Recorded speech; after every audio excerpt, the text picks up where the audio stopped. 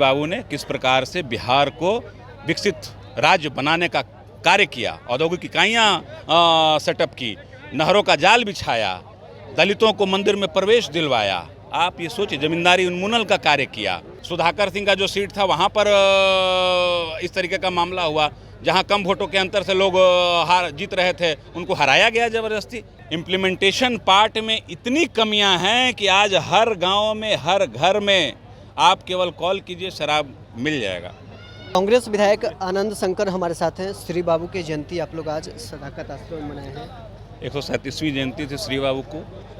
आधुनिक बिहार के निर्माता के रूप में अगर किसी नेता को जाना जाता है तो वो श्री बाबू थे, और आज 137वीं जयंती के माध्यम से हम लोगों ने अपने आगे आने वाली पीढ़ियों को, नवयुवकों को ये बताने का काम किया कि श्री बाबू ने किस प्रकार से बिहार को विकसित राज्य बनाने का कार्य किया, औद्योगिक इकाइयाँ सेटअप की, नहरों का जाल बिछाया, दलितों को मंदिर में प्रवेश दिलवाया। आप ये सोचिए, जमींदारी उन्मूलन का कार्य किया।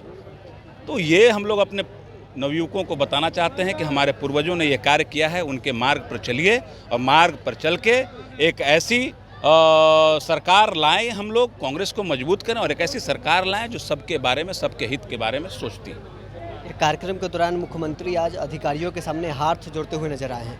निश्चित रूप से बिहार सरकार तो अक्षम हो चुकी है। जिस प्रकार से घटनाएं घट रही हैं, दरभंगा में देखिए, हमारी एक नेत्री हैं, उन पर जानलेवा हमला हुआ, कितने सारे नेताओं पे हमला हो रहा है, आम लोग त्रस्त हैं, बैंक डकैती हो रही है, लूट हो रहा है, छिनतई हो रहा है। बिहार तो आप एक समझ लीजिए इस बात को कि बिहार जंगल राज जो बोलते हैं मुख्यमंत्री जी, समझ गए, उस जंगल राज का ये पुनरावृत्ति करा रहे हैं। ईवीएम को लेकर भूपेंद्र सिंह हुड्डा यहाँ सवाल खड़ा किए हैं। बिहार में भी चुनाव होना है कि आप लोग को भी शंका है? निश्चित रूप से बिहार में चुनाव होगा। हम लोग तो सजग प्रहरी हैं लोकतंत्र के। वैशाली से लोकतंत्र का जन्म हुआ, गणतंत्र स्थापना हुई। आप इस बात को मानिए, हम लोग तो सजग हैं इस व्यवस्था में। और पिछले बार भी क्या किया नहीं गया था क्या? बहुत सारे ऐसे हमारे कैंडिडेट हारे, आप देख लीजिए, आप उठाकर।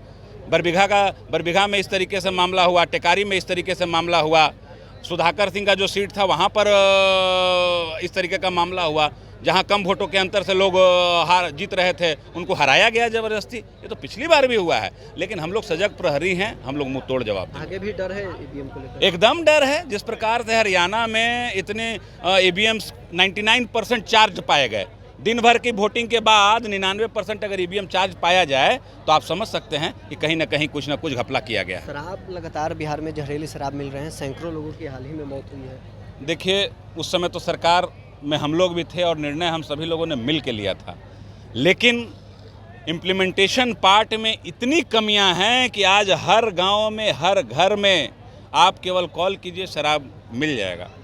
और नकली शराब की सप्लाई हो रही है, और इसमें पूरा प्रशासनिक तंत्र लगा हुआ है। प्रशासनिक तंत्र कानून व्यवस्था का ख्याल न करते हुए केवल शराब तस्करी और उससे तस्करों से पैसा उगाही में लगा हुआ है। इसलिए इस तरीके की घटनाएं हो रही हैं, और सरकार को तो जो राजस्व की क्षति बिहार को हो ही रही है, इसके अलावा अधिकारी लोग मनमानी रूप से पैसे की उगाही कर रहे हैं और उन नेटवर्क चला रहे हैं यहाँ पर।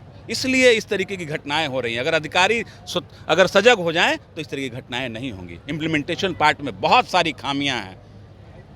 चलिए, औरंगाबाद से कांग्रेस विधायक आनंद शंकर हमारे साथ हैं, जिन्होंने सभी सवालों का जवाब दिया है। बहरहाल इसको इतना ही, आप बने रहे न्यूज़ नेशन के साथ।